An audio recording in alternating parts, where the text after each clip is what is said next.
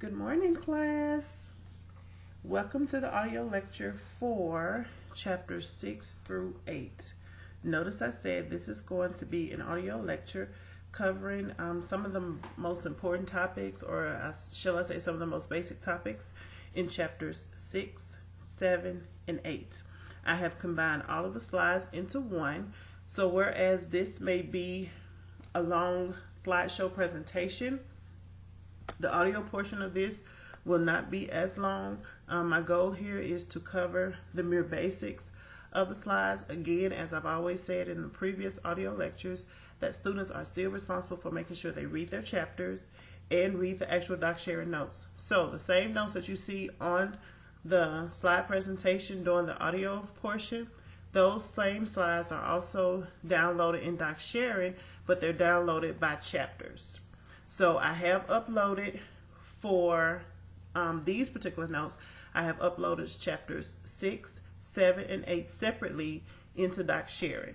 But I've combined the audio for all three chapters into one large audio for you to listen to for your convenience. Okay, we're going to start with slide number 2, of course. Chapter 6 talks about departmental costing and cost allocation. These are some terms that you should be familiar with from your accounting class. If not, you should be able to get a refresher from here. Your book does a really great job in giving you a lot of examples that show you pretty much how you would calculate departmental costing and cost allocation. Now, in chapter 5, on my slide number 2, in chapter 5, we talked about organizational costing. Okay, and that's pretty much where you classify your costs based on the way it relates to your volume for your facility. In this chapter, we're going to take it a step further, and we're actually going to just give you an introduction into how do you departmentalize your costs. So when I say departmentalize your costs, let's look at it from a hospital perspective. So in a hospital, let's just take like a laboratory department, okay? As me being an individual that have worked in the lab for years, laboratories are usually broken down into several different departments. There is one laboratory, but many departments. So when I say many departments, we have a hematology department, you have a general chemistry department, and then you have a special chemistry department. You have a microbiology department, you have a blood bank department, you have a pathology department. All of those different departments all work together to make up the laboratory. You even have a department where there are individuals that prepare all the samples, put in all the patient demographic information, and all of those different type of things. Now, as a lab manager, one of the things that I've watched them do was how they had to budget for each one of those departments. Now, some departments you usually have to budget a little bit more. Why? Well, when you look at a lab department, you're looking at a whole lot of different type of machinery. Now, department like blood bank usually don't have a whole lot of equipment. They mainly have centrifuges in there. They have to have a huge refrigerator and a freezer, and that's for fresh frozen plasma, and then a place to store their whole blood. Whereas a place like general chemistry or special chemistry, those departments will have more machinery because of the type of department that it is. So if a lab manager is dividing up costs between, let's just say, those two departments, I would look for the chemistry departments to have more resources that need to be allocated to them versus a blood bank, because most of blood bank is manual labor. They do have supplies and things of the nature that they use, but at the same time, a lot of resources would not have to be allocated to them because of the type of work that they do and the type of department that they are. So when we talk about departmental costing, again, it's just where you take cost, and based on what you're charging for that cost, you break it down between every individualized department that needs to have costs associated with it.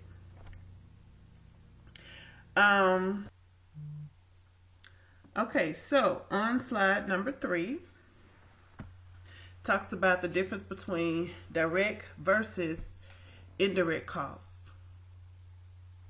Okay, so we know that direct costs, according to the chapter, those are the costs that are uniquely exclusive to a department. So what are some examples? Those examples would be things like your salaries that you give to employees, your benefits that you provide for managers, and if we're looking at a laboratory, technicians. These are the individuals that work there for the laboratory. The cost of the equipment, supplies needed to conduct tests. We're looking at this from a laboratory perspective. Those are things that you call direct costs. They're uniquely tied to the department. Okay, so how are they uniquely tied?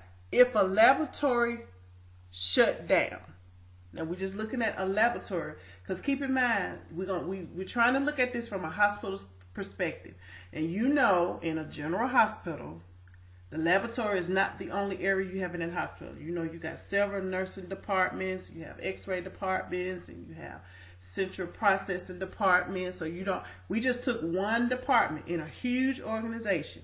So I want you to look at the hospital as being your organization, okay? And I want you to look at the department of the laboratory as being one department that we're looking at right now as an example, okay? So because we're looking at the laboratory, looking at one department, direct costs that I just named, salaries, benefits, cost of the equipment, supplies used to conduct tests, they're uniquely tied to that department because you have to pay the people that work there, hence your salaries and your benefits, including your managers.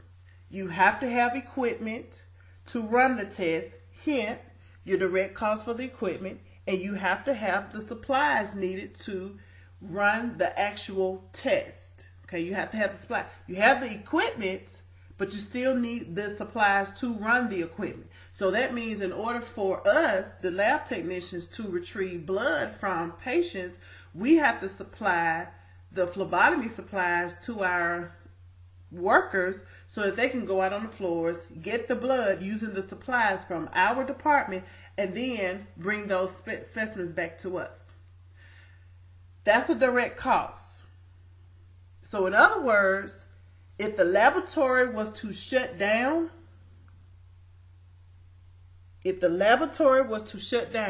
those different things that I just named, they wouldn't even occur. You can't have costs for equipment and supplies and salaries and benefits for a department that's not up and running. That's a cost that you would generate. On the flip side, indirect costs, or shall I say overhead costs, those are the costs that even if the laboratory shut down, you still got all of these other running departments that are up and going. They share resources. So guess what? Those will be things like space in the facility, like the physical space of the facility, information systems, utilities, housekeeping, maintenance, medical records, general administration. Let the laboratory shut down. All well, fine, and dandy. But that doesn't take away from the other things that I just named: housekeeping, utilities, maintenance, medical records. All of those things are still classified as a cost within that organization because you have several other departments in the organization and they all share those resources. So anytime an organization has departments within it and they're all sharing the same resource, whatever the costs associated with those particular resources, we call those indirect or overhead cost. Slide number 4. What is the goal of cost allocation? So basically it is used to, and I have it on bullet number 1, assign all overhead costs to the departments that create the need for the cost. Typically these are like your patient service departments. Okay, a lot of times you may hear overhead departments referred to as cost centers or revenue centers. I have two things associated with that, and it's what we call a cost pool and a cost driver. Now, A cost pool is your overhead amount that you're allocating. Usually a cost pool has to do with the direct cost of the overhead of the particular overhead department that you are allocating the monies to. Okay? The cost driver is what pushes the cost pool, or it's the basic, or it's like the foundation on which the cost pool is allocated. So I put an example on slide number 6. I'm on slide number 6. I put an example on here. Okay, the example simply says the cost driver for facilities overhead. So, building space, depreciation, maintenance, utilities, you name it. If you were looking at a cost driver in relation to a facility overhead, and you're looking at like space or utilities, you might say, oh, okay, well, my cost driver would be the amount of space. You already know that what you allot for one department versus another department, that's going to vary, because not all of your departments will require the same amount of space. In the last lab that I worked in, truly the chemistry department, I would have to say, was probably the largest spaced department we had. And it was more or less because it is the department that had the most machines. Most of the other departments were rather, they used machines, but they had a whole lot of manual labor that they did by hand. So I'm sure when it came down to how much resource should be allocated for those particular departments based on space, I'm sure the chemistry department got the majority of those resources. When you're selecting cost drivers, whether it's the amount of space, it could be hours that you're using for a cost driver, whatever you're using for a cost driver, in order to calculate your cost allocation rate, it is very critical to the process. Very critical. And you have to make sure that your cost drivers are actually correlated with the overheads that's being used in the department.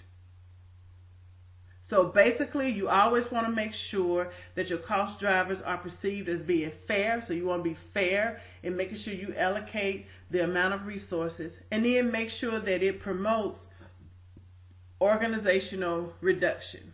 Okay, you don't want to allocate so much money in an area and it just ends up being either a loss for you, or it seems like you have put out for more, or you're paying more for something that's not really benefiting.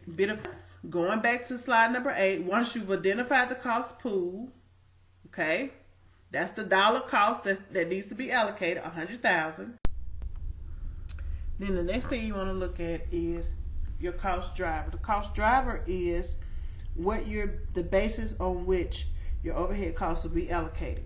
So it's like you have $100,000 that you want to use as the cost pool. That's your dollar amount that needs to be allocated.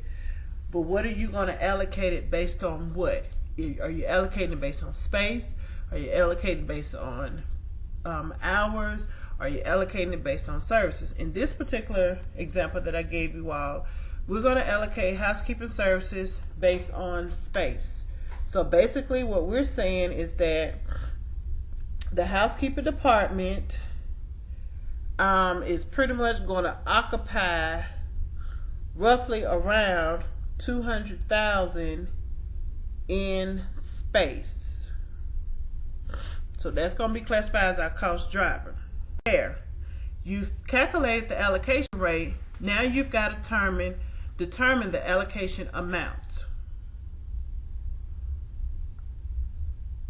So the way that you do that is you take the 50 cents that you calculated and you multiply that times whatever the department is that you're about to allocate this. You take it and you multiply it by square feet of space. Why square foot of space? Because you said that was going to be your cost driver in the previous slide. So in this case, I just picked a critical care department. And I said that we're looking for housekeeping to provide services covering at least 10. They got to have at least 10,000 in square feet of space, which means that they got to have somewhere to put supplies and things of that nature. And so they've got to have somewhere to house things and all that different stuff. So we just said 10,000. Okay, so that means for the critical care department, using the 50 cents times the 10,000, we've got to allocate at least $5,000. Now, the next few slides just kind of talk about some other different methods that you can use for allocation. The one that's the most common that most people use is the direct method. That's the one that I focus on. There are other methods that I put in the slides that you can read about, but the main one that I usually focus on, like I said before, is the direct method. Reason being is because those are costs that are associated directly to and only to the particular patient services departments that are at hand. So I gave you an example, starting with slide number 15, as to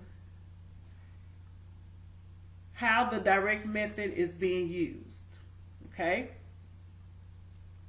So we're going to pretty much simplify the illustration, and we're going to narrow it down to four departments. Support departments, which is consisted of 2, facilities and general admin, and then patient services department, broken down into routine and critical care. So let's look at the facilities and general admin. In order to figure out allocation amounts, again, you have to determine the allocation rates. In order to calculate the allocation rates, again, that is dependent upon cost pool, cost driver. So for facility services, we said the cost driver is facility services, and for the cost pool, we want the cost driver to be the amount of space. Okay, so we're looking at facility services, but we're looking at the amount of space as our driver. For general admin, we're looking at the amount of revenue for our driver. Okay? So our cost pool is facility services and general admin. Because remember, cost pool is the overhead cost that you're looking at to be allocated, but you got to have a driver that drives that particular pool. So facility services, we want to look at the amount of space, and for general admin, we want to look at the amount of revenue. On the next slide, slide number 17, it breaks down the amount of revenues that was brought in and the amount of direct costs associated with the patient services departments. You're going to use those numbers in a few moments. So now let's look at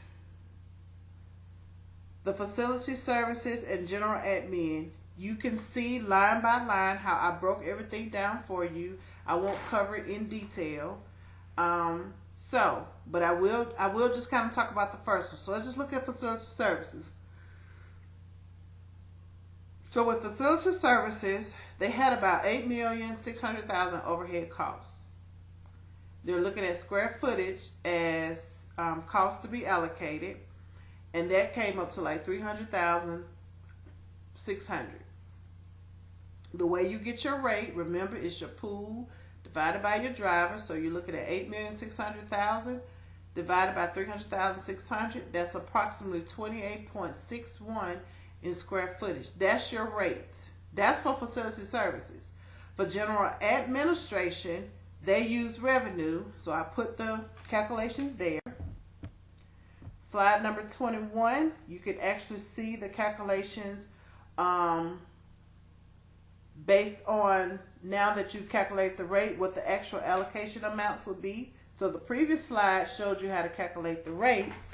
This slide 21 shows you what the actual allocation amounts look like for both facilities. Slide number 22, what it looks like for general admin. And the next few slides just kind of talk about the same thing pretty much, but using a different method. You can just read those and kind of get yourself familiar with them on both slide number 23, slide number 24, that just shows you how to do the allocation rates. Okay, slide number 25 talks about the initial allocation based on general admin, routine, and critical care services. Slide number 26. Slide number 27.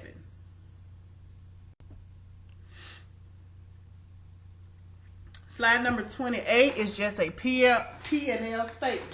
So you know your P&L statement is your profit and loss statement. Okay, your profit and loss statement.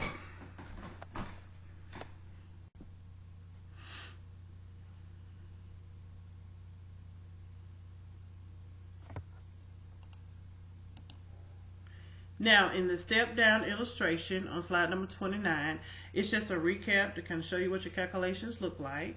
Again, this is just for you to read, for just something for you to read, just so you can kind of be familiar with it.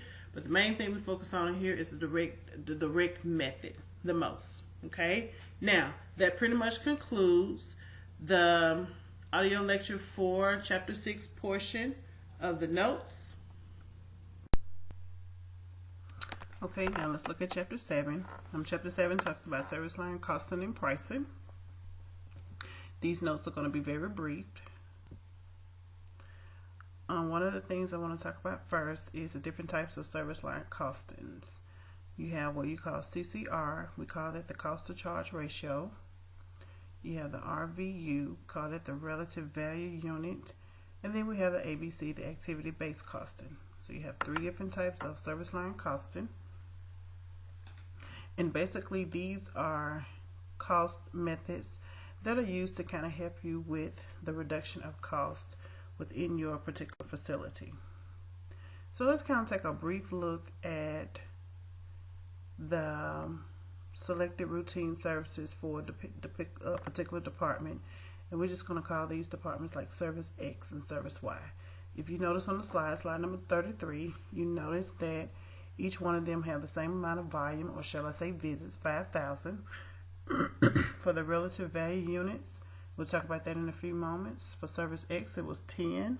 Service Y was 18. Let's look at their annual costs. These are things that they have going out pretty much on a yearly basis. So in direct costs, you can see the results there for the direct cost. In overhead cost, overall, it was about around 300,000. So in all, in total costs, both direct and indirect costs, it comes up to $1,027,500. You can also see their annual charges for both Service X and Service Y, as well as their annual revenues. Slide number 34. The CCR method, cost to charge ratio, based on 2 assumptions. The first assumption is that your indirect cost is automatically allocated to like individual services. That's the first assumption. The next assumption is that the method is based on the total amount of your charges and revenues, and that whatever that charge is, or that price is, or that number is, that it represents the intensity of the services that your facility provides. Meaning that if your overhead costs are running you about $300,000 in this case, then you look for your charges and revenues to reflect that particular amount for overhead cost. So the next few slides, I won't go into full detail because I've laid them all out in the slide for you. If we were to figure out CCR charges based on charges, if we did it based on charges, this is what pretty much your numbers would look like. I gave you in red the formula for each one. Okay, so with CCR charges, the very first thing you have to do is figure out what the CCR charge would be, and that's pretty much taking your indirect costs and divided by your total charges, so you get 14.3. You then take that number to figure out your service overhead cost. To get your number for your total cost, I have the formula there is 4, and also as your average cost per unit. Slide number 36, how would you figure out your CCR cost based on revenue? I have those formulas listed here for you. step by step. Okay, I have everything laid out for you so that you can better understand. The slide is pretty colorful, so you can pretty much see how you would calculate those results. If you didn't use CCR method, let's say for instance you use a method called RVU. Now, the difference between the two, in the CCR method, your overhead costs are pretty much tied to charges and revenues, whereas with your RVU, your overhead cost is tied to complexity and the time required for each service that you're providing. Slide number 38 shows you an example excuse me, of how you would calculate total department RVUs and overhead costs per RVU. So the very first thing you will have to figure out is what will be my total amount for RVUs for both services, for each service department. In this case, we had an X and a Y. On the previous slide, I showed you that service X had an RVU unit of 10, whereas Y had one of 18. So you would do those calculations and get a total amount of RVUs of 140,000. You would then take that number, use it as it is associated with your overhead costs, excuse me, and that will give you your number for the RVU. You will then take that particular number, use it to estimate your overhead costs for each particular service, both X and Y. And then you will calculate total cost for each service and average cost per visit, the same as you did with your CCR. Okay. Activity-based costing, slide number 39. It's a little bit different from cost allocation. It's more of a top-down system, and it's a little bit more complex, requires a little bit more information. I kind of put it in here in the slides where you just kind of read to be familiar with, so you kind of have a clear understanding of what activity-based costing is, or we call it like ABC. The key to it is, with this particular type of method, your cost allocation is tied to particular activities that are performed for a particular service. So on slide number 41, I gave an example of 7 activities that would just be in a routine service department. And based on those particular activities, what your cost would look like for each one. So if you look at slide number 42, you have a chart here that shows you for both service X and Y. Let's say, for example, they each had the same type of activity, but their cost was different. What they used for a cost driver was different. And from there, you can kind of figure up your different allocation rates and total pricing for every activity for each department. In slide number 43, it goes on, it's in addition to slide number 42. But then when you get to slide number 44, I gave you like a summary report where you can see what the average cost would be between these two different services based on CCR and charges, CCR and revenues, RVUs, and your ABCs. When we look at slide number 45, slide number 45 talks about pricing decisions. Any type of decision making in financing, we call that managerial accounting. Okay, so basically the use of pricing decisions is to help your organization set prices and possibly discounts, to help you determine the financial impact of your services, whether your prices increase or decrease, and then always looking for the lowest feasible price when and if negotiable. Negotiation is associated with whatever it is you're trying to provide to your customers.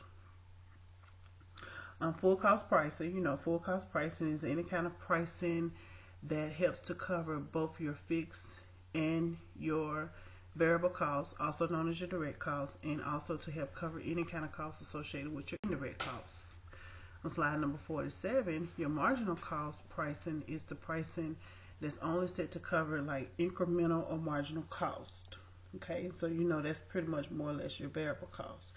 You should remember that from previous classes, especially economics of healthcare class. Now, when it comes to target costing, slide number 48, target costing is more of a management type strategy for setting pricing within. So now let's look at the example that we have on slide number 49. Okay, so we want to figure out how much of a profit based on $100,000 could we, well, basically we want to know what pricing, what do we need to charge per visit based on a volume of 5,000 in order to generate a $100,000 profit. Okay, so the components that you're using for that is total revenues, total variable costs, direct fixed costs, and overhead.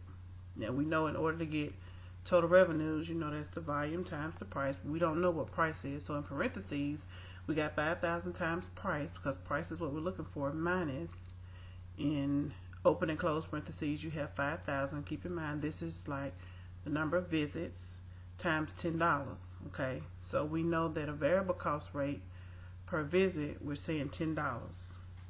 Okay, now the total amount of our direct fixed costs and overhead cost is $125 added together. So you got total amount of direct costs, overhead costs, and then you have your total variable costs, which is the 5,000 times 10, that gives you 50,000. Add all them together gives you $175,000. So then we drop down to line number 3. You got the 5,000 still times P, that's still what we're looking for, minus $175. That is what we're still looking for. Because the way the formula is read, it's pretty much, you know, total revenues minus total variable costs. So you know, variable costs again, you got variable costs, and then you have direct costs and overhead costs. Now, the goal is to make a $100,000 profit. Now, based on the calculations we've already done, the calculations on this particular slide show us that at a cost of 5,000 visits, we're expected to total at $175,000 in revenue. That's what we're expected to make in revenue. But we want to know how we can profit $100,000. So to make a profit of $100,000 in service revenues, we must add together the total amount that we've just figured out, $175, and add another $100,000 to that. So now we add $275,000. Okay, so we know we can generate $175,000 just based off the 5,000 visits now. But we want to know if we wanted to do $100,000. So you have to take that $100,000, what you're trying to get to, that profit, add it to what you know your total is that you're going to have generated. So it's $275. So now we're back at 5,000 times P. We're still looking for P. And then from here, it's just basic math. So you know, anytime you have 5,000 times P, you want to subtract 5,000 on each side of the equation. So basically, you're going to have $275,000, which is the the profited amount that you wanted to get to. Okay, even though you're trying to figure out how to set a price to generate $100,000 in profit. So what it is that you want to generate, add that to what you know you got generating in coming in. We know we had 175, but we want to know how can we get to 100,000. We'll just add that to the 175. That'll help you with your price, and that'll help you set a price where at 5,000 you can generate so much money per visit. So when you do 275 divided by 5,000, that's where you get the $55, and that's what you would charge per visit in order for you to be able to make a profit of $100,000. Slide number 50. So that pretty much concludes the audio lecture for chapter 7. Short and sweet. So let's move right on into chapter 8. Now with this particular chapter, this is just going to be a knowledge chapter. Basically, we're just going to kind of talk a little bit about financial planning and budgeting. Managers have to know how to plan. You have to know how to budget. Okay, your finances need to serve as a compass for your particular organization. You need to always know where your finances are going, which direction they're headed into. Okay. Now, so let's talk about first thing first, the planning process. What do I need to do first in order to even start the planning process? Well, you must have first a strategic plan. Your strategic plan needs to include your values, mission, and vision statement. Where are you going? Okay, what is your role going to be like? Let your strategic plan serve as like a roadmap for you. It should be your foundational piece. It is what your company is built off of. Your operating plan is the piece that includes your goals and objectives. And when you're going into a company, even if you're going into a new position as the new manager, always set your goals to a point where you know you can achieve and attain those goals.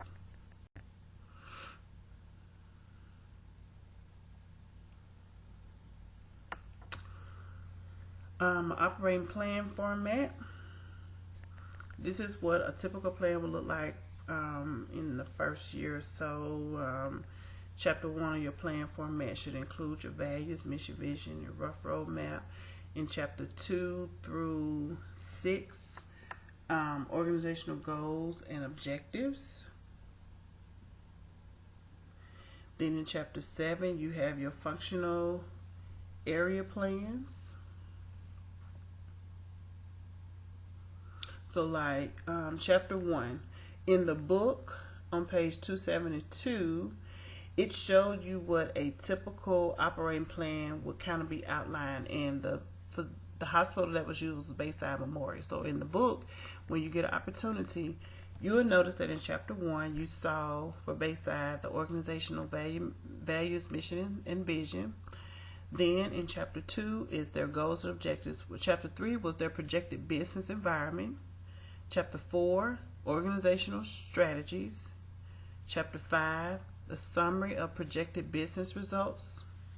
Chapter 6 was their service line plans. And then, of course, chapter 7, which is their functional area plans.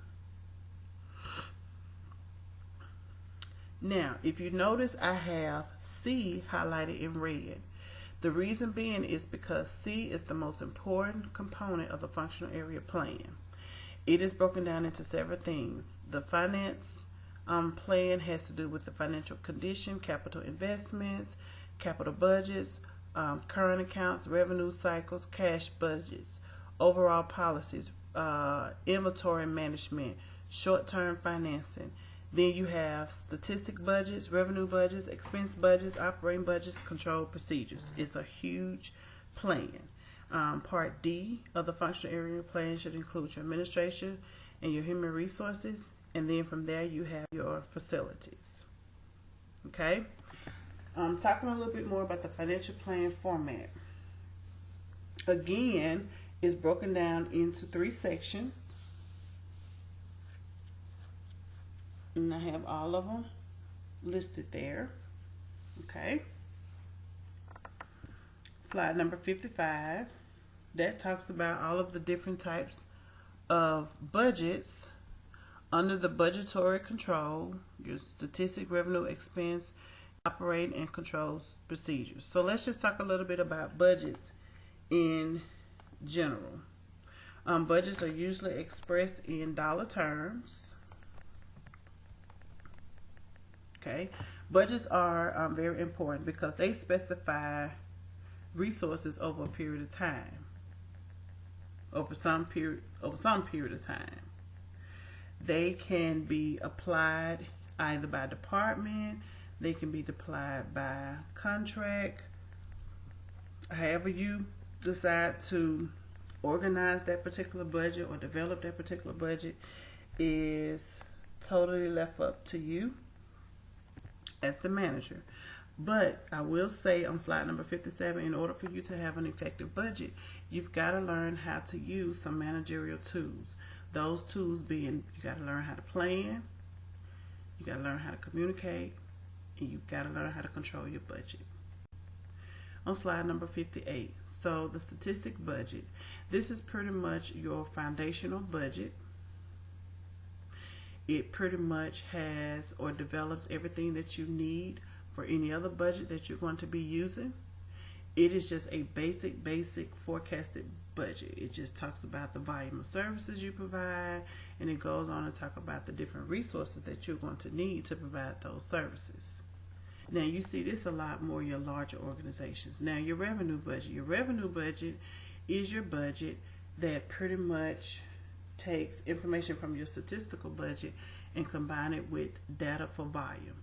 It pretty much helps with reimbursement expectations, and it better helps you to be able to forecast your revenues. Slide number 60, you have your expense budget. Pretty much know exactly what that means based on its name. So it's broken down into your fixed and variable components. So this is where you talk about, or this is where you show on paper or within the budget things that you're spending out for salaries, benefits, leasing, equipment, you name it, spacing. All of that is reflected on what we call your expense budget. You have your operating budget. It combines information from the revenue and expense budget. Basically, it shows you where you are with your resources and whether or not you're profiting. Budget timing. Budget timing. Most organizations have what you call annual budgets. And this is where you sit down once a year, budget for the upcoming year. Okay. Slide number 63, talk about conventional and zero-based budgets. Conventional budgets are usually where you kind of sit down and look at an old budget that kind of helps you with how you want to maintain or restructure an upcoming or a new budget. You kind of go back and look, like, you know, you may go back where we were 3 years ago. You may go back and look at a 3-year budget and see where something you had taken off, maybe you want to reconsider incorporating it back in there.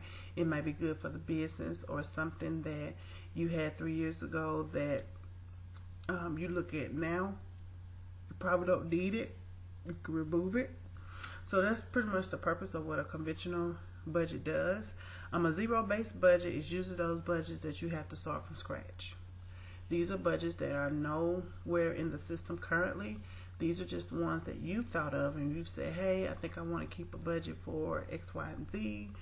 And so you just kind of go from there. Like, say, for instance, if you wanted to do employee appreciation or something like that, and you say, well, you know, we've never had one before in the past, but, you know, me being the new manager, I think I want to start something where we kind of do more employee appreciation. You may say, well, I want to start creating a budget. You've never had it in the past, but now you want to start creating one. Top down, bottom up budgets. Bottom up budgets are usually those budgets that are at the departmental level. They are reviewed by the finance department. Senior management has to approve them. Okay. The top down budgets are the ones that start at the finance department, and then they're sent to the other departments for review. So a bottom up budget usually starts at departmental level, while top down budget starts at the actual management level. A simple budget example, is usually divided into 4 parts. I have them listed here on the slide: your volume, your revenues, your cost, and your P&L statement, or profit and loss statement. So I kind of put you some examples up in here. Starting with slide number 66, I showed you a budget, the first part that captures your volume assumptions, and that's like your visits. For 67, slide number 67, part number 2, I put you a slide in here that captures your revenue assumptions. Slide number 28 is part number 3. It captures your cost assumptions based on variable and fixed cost and what your total expected cost would be. Part 4, profit and loss statement based on revenues and costs, pretty much what your projected profit would be. what you're bringing in versus what you got going out. Variance analysis. A variance is pretty much anytime there's a variation in what you actually reported and what the actual result is as far as what the budgeted amount is. We call that a variance. A variance analysis is where you look at that budget that has that variance or that difference, and you look for a way to identify the problem and to help control it so that your resources and your finances won't get out of hand. In 71, slide number 71, it just kind of talks a little bit about the difference between static, actual, and flexible data. So when you're looking at your static budget, that's your very first original budget. It's not adjusted for volume's sake. Static meaning that it pretty much stays where it's at. Whereas a realized or actual data budget is one that's reflected after the actual results have been posted to that budget. So you may go in saying, oh, well, we're going to have X, Y, and Z, but then you may look up and find out, no, that's not really the case. We thought it was, but it's really not. Okay? A flexible budget is one that you can expect it to be adjusted based on volume from time to time. So in other words, what you do from month to month fluctuates.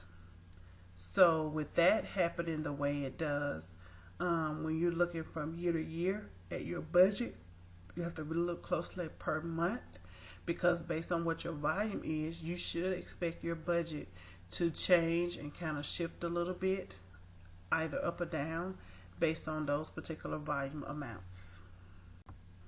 Slide number 72 just talks about, well, it's kind of like a example of a various analysis example. Carol's Clinic kind of did a forecasting in 2015, and pretty much this was a static budget that they did, whereas in January 2016 they used an actual data budget, and I'm going to kind of show you what I'm talking about in the next few slides. So on 73 you can look at what their results were for volume,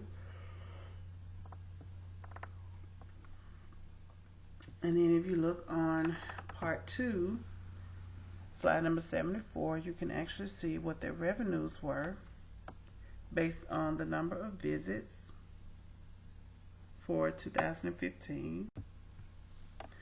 You actually see what their costs were as far as their variable and their fixed costs, and they actually broke in their variable costs down into labor, supplies, and how much per visit, and then of course their profit and loss statement. Okay, so you actually can see what their revenue in, what they had going out, and what their profit looked like. So how do we do revenue variance breakdown? When you're doing variance breakdown, you have several different formulas to use, and I have them all listed here on slide number 77. Cost variance breakdown, and the formulas listed here on slide number 78 as to how you break those down.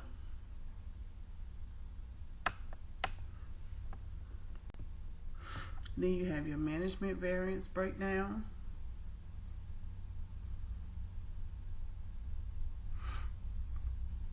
And this is where you can actually break down the cost of labor, supplies.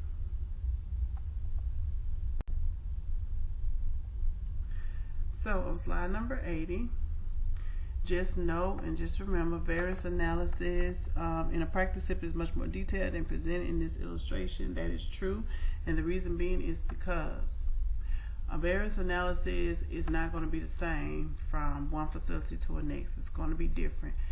You got to understand, depending on the area that you're in, the population, the demographical area, the number of visits that you're having, what you got going out in costs, the number of people that you're having, which ties into your management costs. Your variance analysis could very well be different, okay? Which means that your profit and loss statement is going to be different. You very well may profit. Then again, you very well may suffer a loss.